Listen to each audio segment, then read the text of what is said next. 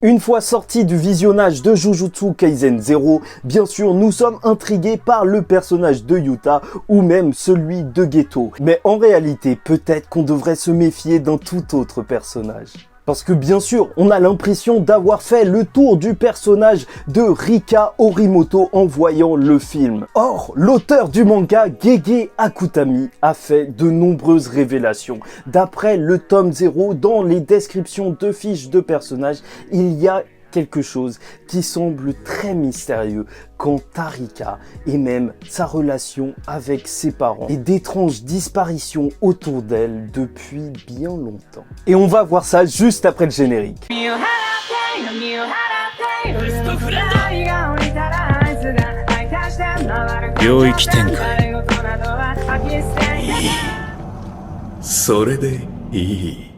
Mesdames et messieurs, ici Chage, et bien que le film Jujutsu Kaisen 0 nous a montré l'histoire de Yuta et sa relation avec Rika, nous allons découvrir ici l'histoire de Rika et son histoire complète. Jusqu'à ses 5 ans, Rika est une jeune fille assez banale. Rien de spécial ne se passe autour d'elle, élevée par ses deux parents. Sauf que justement, arrivée à ses 5 ans, tout va s'effondrer puisque sa mère meurt sans raison apparente. C'est alors que plus tard, 2 jours avant de rentrer en école primaire, Rika et son père vont se perdre en gravissant une montagne.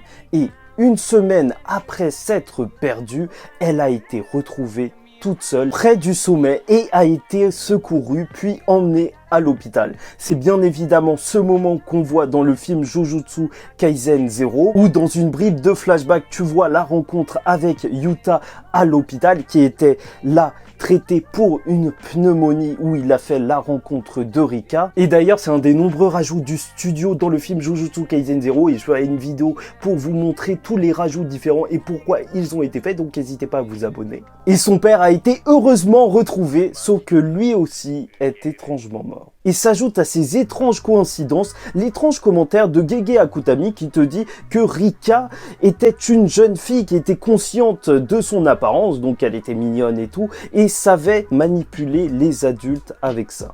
C'est vraiment l'ordre dont les événements sont racontés par Gege Akutami, c'est archi chelou. Et en plus, juste après, il te place dans la description que la grand-mère de Rika, paternelle, qui l'a donc élevée suite à ça et recueillie, pensait véritablement que Rika était la cause de tout ça. Dans tous les cas, Rika volera une bague de mariage dans les vêtements de sa grand-mère qu'elle donnera à Yuta.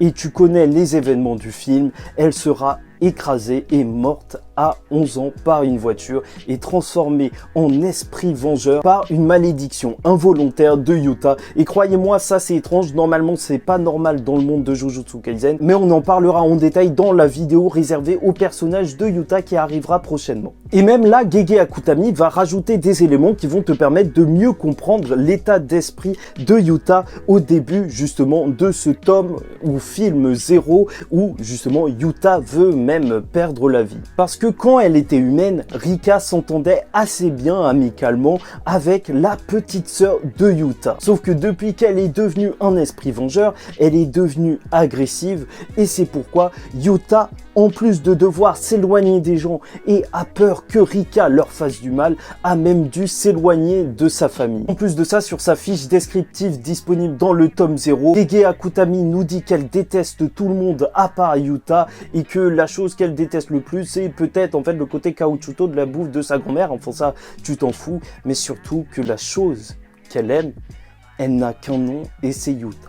Et ça, même s'il y a un mystère autour du personnage, c'est mignon. Bref, et justement, revenons-en à ce mystère. Parce que c'est vraiment inhabituel. Pour lire beaucoup de mangas et même pour avoir lu la description d'autres personnages de Jujutsu Kaisen dans les fiches informatives, alors celle de Rika, elle est véritablement étrange. Normalement, les mangaka ou même Gege Akutami, ce qu'il fait, c'est juste qu'il place un petit peu des anecdotes qui servent justement à ce que j'allais faire de base une vidéo 5 faits sur Rika, sauf que pas du tout. Quand j'ai vu ça, je me suis rendu compte que c'était carrément un élément de l'histoire du personnage de Rika qui n'avait pas été raconté, alors que ça laisse quand même place à une énorme intrigue et c'est pas du tout habituel. Normalement, ça tu le mets carrément dans le manga, tu mets pas ça en fiche descriptive. Parce que oui, faut pas se mentir, c'est quand même un peu gros que ses deux parents soient morts de manière quasiment mystérieuse et que même sa grand-mère, enfin il appuie le fait que sa grand-mère, elle se doutait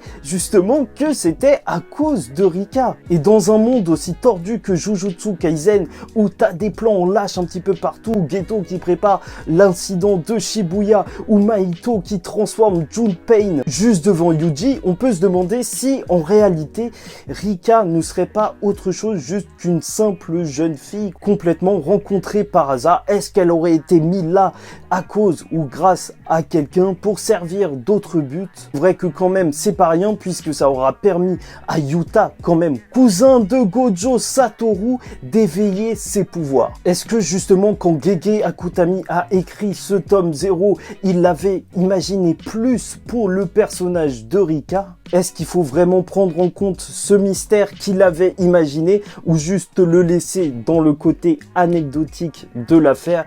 Peut-être que c'est juste une piste abandonnée. En tout cas, mon avis, moi je vous le livre, mais ça reste que mon avis, c'est que sincèrement, ça doit être une piste abandonnée. Parce que encore, développer le personnage de Yuta, c'est quelque chose, même si ce n'est pas le personnage principal, lui réserver un tome entièrement comme si c'était le personnage principal, bah ça marque les esprits, mais peut-être que Gege Akutami, qui avait imaginé trop de choses, bah il a dû un petit peu se restreindre, parce que de là à même créer tout un complot autour de lui, ou même une histoire en plus avec Rika, peut-être que ça faisait un peu trop et que même ça ferait de l'ombre à Yuji, ou même peut-être de l'ombre à l'histoire, la relation entre Yuta et Rika, qui n'aurait pas été aussi saine qu'on a pu l'avoir. Enfin, saine entre guillemets, en gros mignonne, parce que saine, fléau humain, et tu vois quel but tous ceux qui sont à côté de lui, je pense que ce n'est pas ça. Enfin bref, c'est vraiment un gros mystère de Jujutsu Kaisen, et je suis vraiment content de vous en avoir parlé. J'espère que vous avez apprécié la vidéo.